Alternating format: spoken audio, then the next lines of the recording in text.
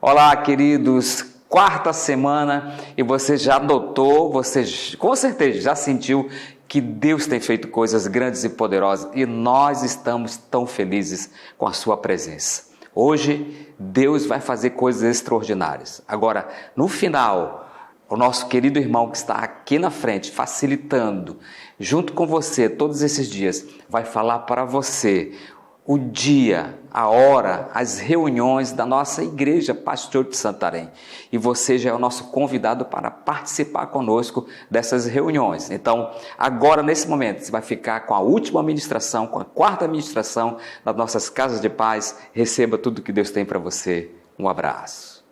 O que preciso para ser salvo? Já que Jesus fez por nós, ele comprou por nós a salvação. Quando ele morreu na cruz, ele comprou com seu sangue a nossa salvação. Ele levou o castigo que nós merecemos, né? Nós aprendemos já isso nas outras lições, que o que nos salva é o que Cristo já fez por nós. Tem uma outra ilustração que eu também gosto de contar para explicar ainda melhor isso. Houve um grande fogo numa fazenda, onde infelizmente queimou muita agricultura, queimou também e matou muitos animais. Mas a maioria dos animais puderam fugir do fogo para outra parte da fazenda onde não estava queimando o fogo. Mas tinha uma parte lá onde tinha muito capim alto, onde ficava as galinhas e tudo, e essa parte toda queimou. Então o fazendeiro, juntamente com outras pessoas, estavam olhando lá o estrago depois que tinha passado o fogo, e ele viu uma galinha assim, totalmente, como se tivesse ficado parada no fogo, totalmente carbonizada, e as asas dela estavam assim. E ele disse: mas por que essa galinha não fugiu?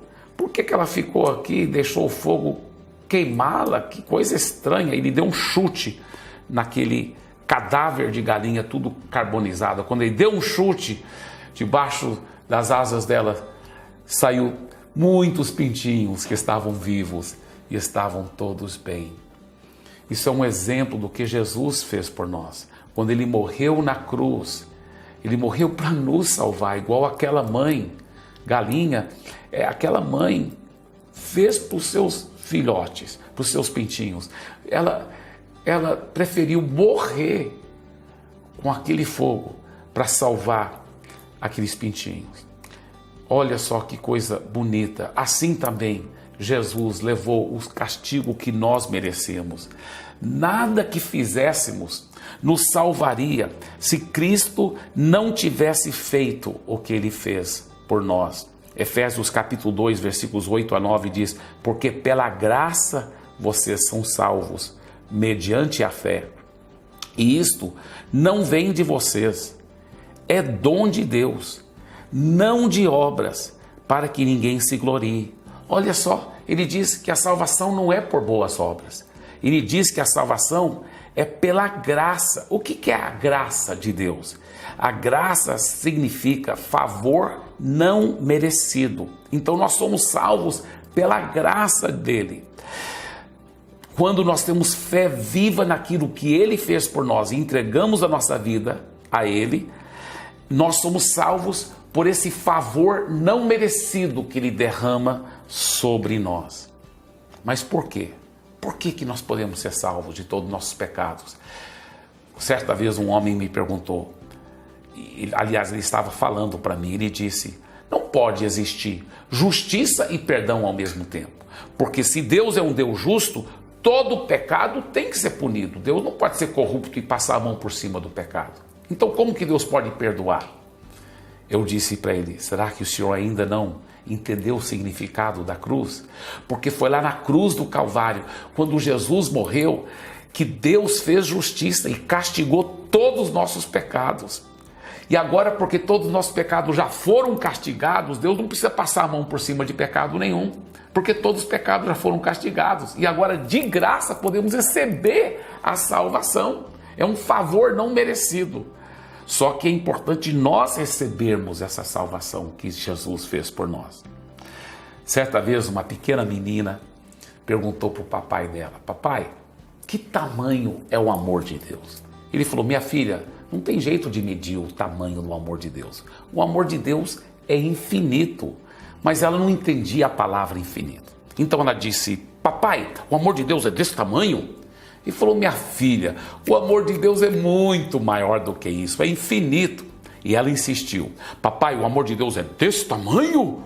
Ele falou: minha filha, é muito maior do que isso, é infinito. Ela falou: é desse tamanho então, papai? Ele falou: minha filha, você não entendeu, é infinito. Ela não se conformou, ela disse: papai, o amor de Deus é desse tamanho. Ele falou: minha filha, é muito maior do que isso, é infinito. Mas ela ainda não se conformou. Ela disse: papai, o amor de Deus então é desse tamanho. Aí ele olhou bem para as mãozinhas dela. Ele ia bem dizer não.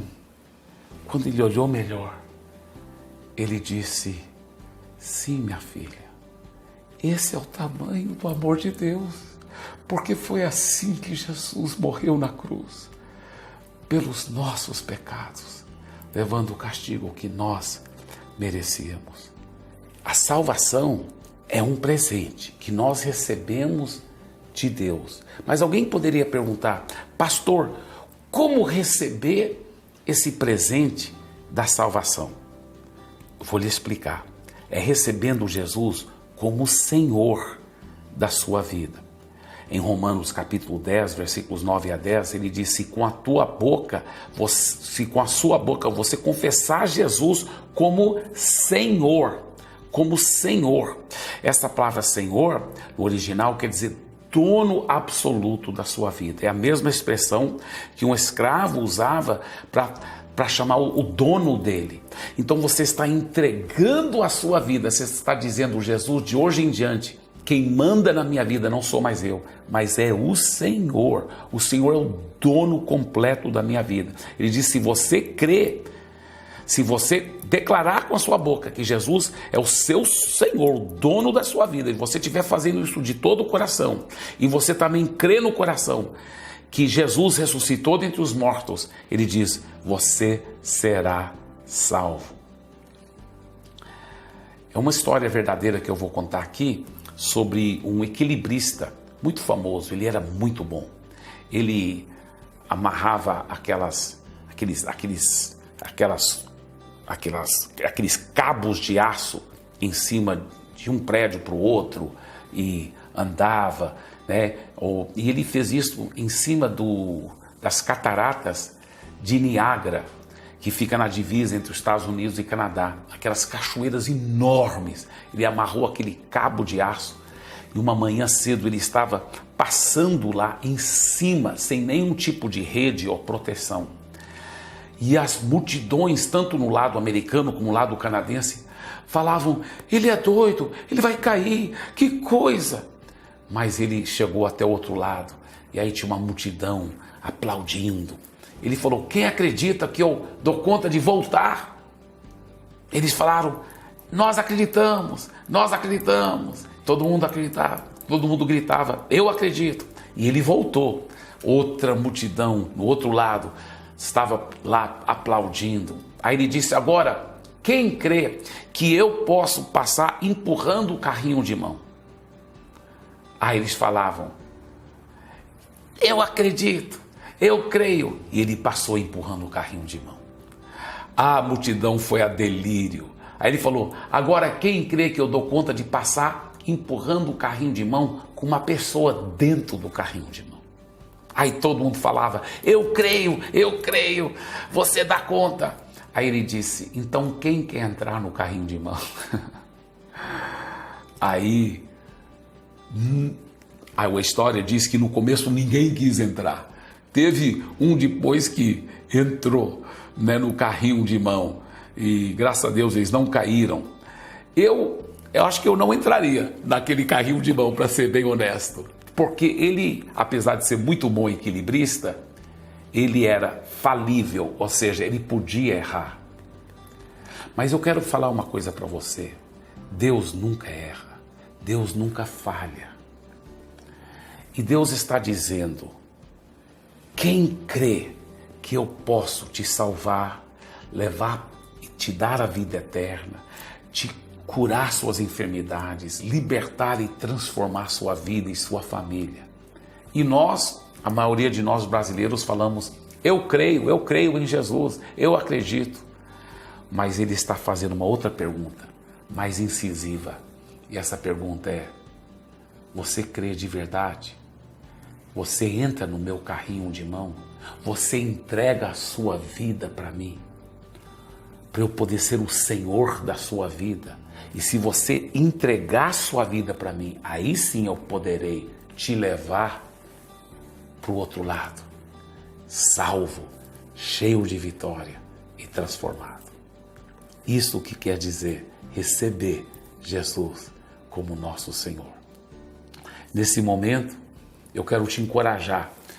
Participe muito agora com que o líder da Casa de Paz, porque eles vão estar orando por você, para entregar a vida para Jesus, para receber cura, para receber milagres na sua vida, na sua família e em todas as áreas da sua vida. Que Deus lhe abençoe ricamente e que a graça e a paz e o amor de Jesus seja com todos, hoje e sempre.